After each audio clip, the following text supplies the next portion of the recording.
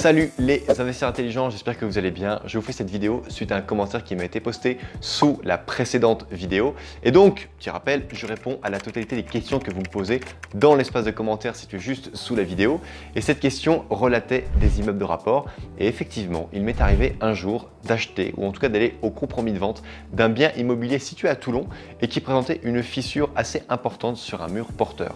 À l'époque, je n'y connaissais rien, je n'avais pas encore acheté mon premier bien immobilier, j'étais simplement un touriste immobilier. J'enchaînais les visites sans forcément m'engager sur des biens immobiliers, mais néanmoins j'avais été interpellé par cette fissure qui était juste sur le mur de gauche lorsqu'on rentrait dans l'immeuble. Un immeuble avec 4 niveaux, 3 grands appartements et un local commercial loué au rez-de-chaussée, des travaux de rénovation à faire, mais avec une colocation étudiante, en plus au cœur du quartier étudiant de la ville de Toulon, j'aurais pu faire 3 grandes colocations et avoir plus de 15% de rentabilité brute juste sur cette opération. Je signe quand même le compromis de vente, je fais une très grosse négociation, mise à prix 250 000 €, je le négocie à 180 000 €, donc énorme négociation. Et là, je fais venir mon ami maçon, il me dit « Rodolphe, cette fissure ne me plaît pas du tout, il faut vraiment que tu fasses appel à un expert en bâtiment pendant que tu es dans tes 11 jours de loi SRE, vous savez les fameux 11 jours qui vous permettent de vous rétracter d'une vente sans faire jouer aucune clause suspensive. » Donc, ce que j'ai fait, c'est que j'ai appelé un ancien ami de mes parents qui est expert en bâtiment à la retraite, il était anciennement expert d'assuré et il intervenait dans tous les litiges et dans toutes les malfaçons immobilières. Et il est venu, il est rentré tout de suite, avant que je lui dise même où était la fissure, il l'a vu tout de suite et il m'a dit « Rodolphe, ne va pas plus loin dans le bâtiment, la structure complète est menacée. » Et pour avoir discuté avec quelques locataires dans des précédentes visites, il m'avait interpellé également sur le fait qu'il y avait des bruits de craquement du bâtiment au niveau de la charpente et des planchers, la nuit notamment lorsqu'il y avait des grands changements de température. Et ça, je me suis dit « mais en fait, c'est un immeuble qui est vraiment dangereux. » Donc, j'ai envoyé ma lettre commandée à ma notaire et on s'est rétracté de la vente.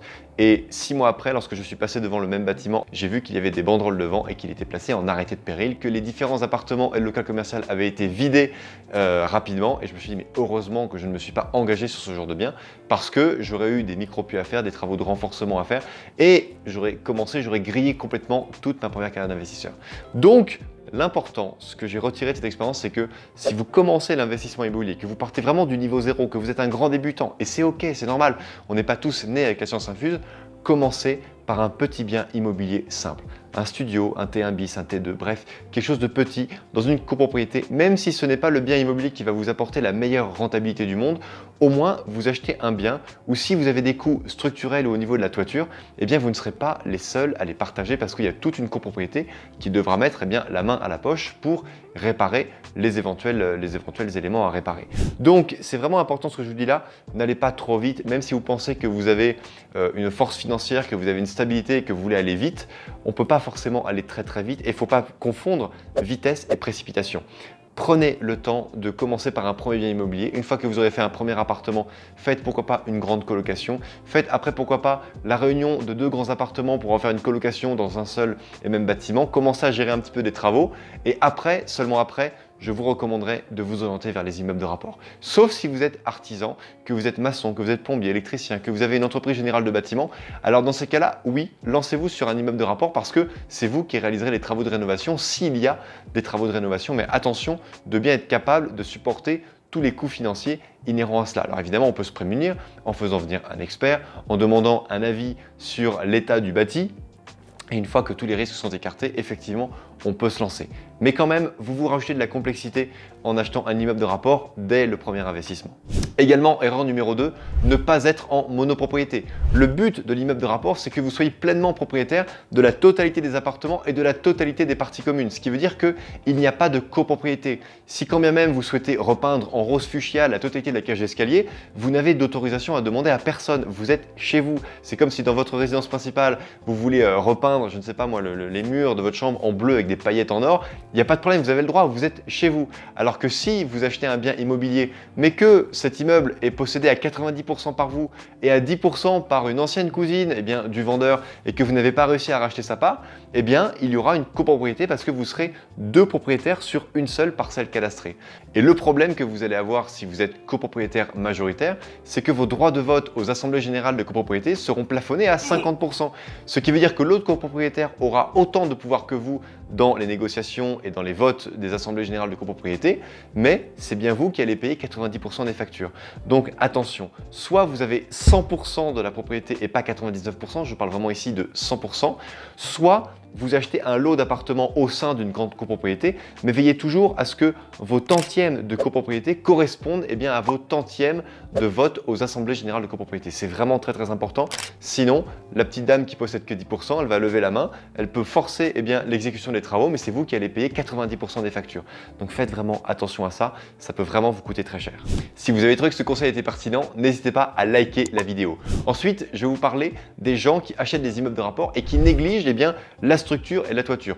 On a déjà parlé de la structure, vous savez que je vous préconise de faire passer un expert si vous avez des doutes par rapport à des fissures, à du crépi qui cloque ou à des aspects extérieurs qui vous déplaisent ou des aspects intérieurs où vous voyez que les planchers ne sont pas droits, que les portes intérieures des appartements s'ouvrent toutes seules ou se referment toutes seules lorsqu'elles sont ouvertes à 45 degrés. Moi j'y vais avec une balle de golf, si ma balle de golf je la pose au centre de la pièce et que la balle de golf elle file dans un coin de la pièce, c'est que les planchers ont bougé et donc que le bâtiment bouge. Alors attention, un bâtiment qui bouge, ça n'est pas forcément malsain, surtout s'il est très ancien, ça peut évoluer, mais il y a bougé comme ça et il y a bougé comme ça. Donc il y a des limites aussi à accepter dans le mouvement d'un bâtiment. Après, dites-vous une chose, c'est que la toiture est bien trop souvent négligée. C'est la raison pour laquelle, alors ce que je vais vous dire est complètement illégal, mais tant pis, je vous le dis quand même, lorsque je visite un immeuble de rapport et que je veux voir la toiture, très tôt, le dimanche matin, lorsqu'il est 6 h du matin et que le soleil se lève doucement, je prends un petit drone que j'ai acheté 150 € avec une caméra et un appareil photo et mon drone va aller voir la toiture, va aller voir s'il y a de la mousse, voir si les gouttières ne sont pas obstruées, voir s'il ne manque pas des tuiles, si les tuiles ne sont pas fissurées, parce que parfois, lorsque vous achetez un immeuble de rapport, la toiture est inaccessible. Donc, vous le faites comme ça, personne ne vous embêtera jamais parce qu'à 6 h du matin, un dimanche matin, tout le monde dort, la police municipale dort et le risque, c'est quoi? Le risque, c'est qu'il y ait un préjudice, que quelqu'un se plaigne, mais il faut que la personne sache un petit peu qui vous êtes. Et voilà, vous n'êtes pas à côté d'un aéroport, vous n'êtes pas à côté d'une zone de surveillance militaire. Donc non, vous faites juste ça en bon père de famille pour vérifier la toiture. Après, effectivement, si vous avez accès à une terrasse qui vous permet justement de regarder les tuiles, allez-y avec une paire de jumelles pour bien regarder l'état des tuiles une par une, parce que refaire une grande toiture, ça peut vous coûter de 200 à 500 € par mètre carré. Donc attention, et également essayez de vérifier la charpente, parce que lorsque vous achetez un immeuble en entier, vous n'êtes pas propriétaire que des appartements. Vous êtes propriétaire de la cage d'escalier, des murs extérieurs, des caves, du grenier, de la toiture, d'absolument tout. Vous devez donc tout regarder. C'est la raison pour laquelle je ne peux que vous encourager à télécharger la checklist que je vous mets ici, qui va vous permettre justement de ne rien oublier dans vos visites d'appartements et d'immeubles de rapport, avec un rappel de tout ce que vous devez voir. Je ne peux pas vous la détailler ici parce qu'elle fait 4 ou 5 pages.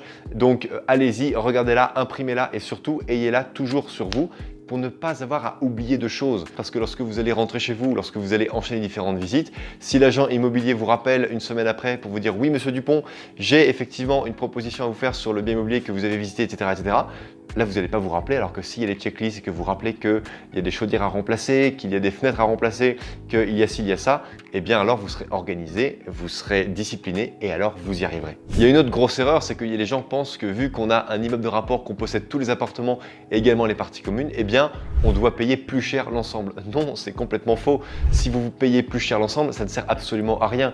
Si vous achetez un lot de 5 appartements, si les 5 appartements valent pièce 100 000 € chacun, alors vous devez au moins acheter le lot de 5, 20% en dessous de ce que ça vaut. Donc vous devez acheter 5 appartements à 100 000 €, vous devez les payer d'un seul coup 400 000 €. C'est ça le but d'un immeuble de rapport, c'est d'acheter avec un prix de gros. Lorsque Darty achète des fours à micro-ondes, ils vous les revendent plus cher à la pièce que ce que eux ont acheté par quantité de 100 ou 2000. C'est normal, sauf que là avec un immeuble de rapport, vous faites la même chose. Vous achetez un lot d'appartements et vous vous offrez l'opportunité de les revendre lot par lot, on appelle ça délotiser, et vous allez revendre chaque appartement plus cher que ce qu'il vous a coûté lorsque vous l'avez acheté en lot. Donc veillez à avoir toujours au moins une décote de 20% minimum sur un lot d'appartements lorsque vous les achetez. Également par rapport à ça, ce que je vous recommande, c'est de faire la découpe au vendeur avant d'acheter le bien immobilier, parce que si vous faites en tant que particulier, que vous achetez un lot de 4 appartements et que dans l'année vous revendez 4 lots, donc de un appartement par appartement, vous allez être requalifié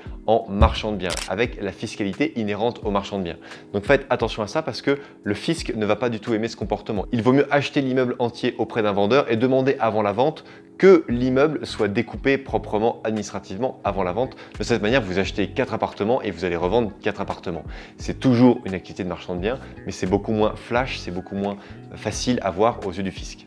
Et pour finir sur la découpe, veillez bien à avoir appartement par appartement un compteur d'eau, un compteur EDF, un compteur de gaz. Pourquoi? Parce que si vous avez un lot et que vous avez pour tout l'immeuble de 4 appartements un seul compteur d'eau, un seul compteur EDF, un seul compteur de gaz, le jour où vous allez vouloir faire la découpe, vous allez donc passer de 1 lot à 4 lots. Il y aura donc création de 3 lots. La mairie va vous imposer la création de 3 places de parking. Et parfois, dans des centres-villes anciens, ça n'est pas du tout facile de trouver des places de parking à acheter. Et donc, vous allez vous retrouver bloqué. Et donc, soit vous faites de la division administrative, donc de la division légale, soit vous faites de la division en espace de vie. Donc ça n'est pas non plus illégal, attention, c'est tout à fait légal de le faire, mais vous serez obligé de revendre vos 4 appartements d'un seul coup. Donc faites attention de bien voir le type d'appartement, le type d'immeuble, et une fois de plus, je ne peux que vous encourager à télécharger la checklist pour ne pas oublier ces points-là qui sont tous capitaux. Voilà chers amis, cette vidéo est terminée, j'espère qu'elle vous a apporté de la valeur par rapport aux immeubles de rapport.